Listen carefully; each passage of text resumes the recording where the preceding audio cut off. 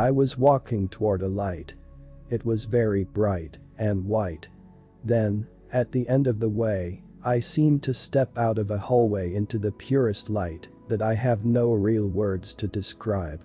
It was not at all offensive to my eyes. Very wonderful. I took a hand, and although I didn't look at the angel, I knew it was an angel.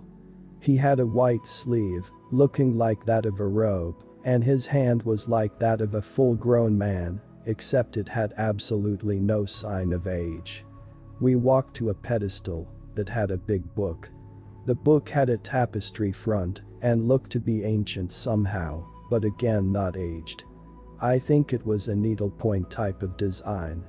The angel opened the book and turned to a place about 2/3 of the way through it, and I watched him run his finger down a long list of names and stop at my name. I didn't read my name exactly, but I actually did see it. I just knew it was mine. The angel communicated that to me where we were going. He said no words, I just sort of heard him in my head and I spoke back to him in the same way. I know that sounds weird, but it was something like my mind speaking to him, with perfect understanding, and in my head, I heard the words. After he pointed out my name in the book, he took my hand, and we walked up to some huge double doors. They were made of wood. They were absolutely huge. The doors opened in on their own, and we walked into a big room. It was very light, and there was a sense of the most perfect peace. There were lots of other people there, all sitting on the floor, all in white robes. I never saw any of their faces, but I knew they were people just like me. We walked through the people and the angel pointed to a spot and told me, without audible words, that I was to sit there and wait.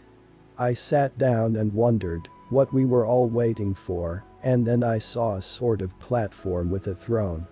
The throne was empty, but the light seemed to be closer, or more bright there, and someone, I think the angel, told me we were waiting for him, I assumed Jesus, to come to sit on the throne. I noticed one odd thing that has always puzzled me. There were bits of straw on the floor. I don't know what the significance of that was, or why I noticed it. I do know that everything I noticed, I was drawn to notice, as if it were dictated, that these things I was to take note of and remember. I wasn't there long. I think the angel left. But while I was there, I asked some questions that I had needed to know since childhood, and the questions were answered.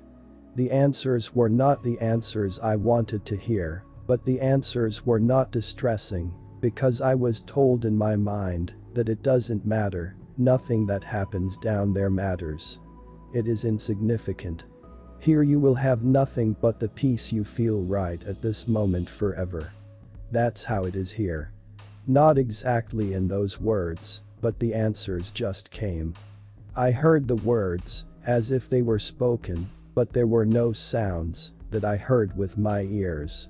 During that short time, I received a tremendous amount of understanding about living, comfort, security, and happiness that I've never forgotten.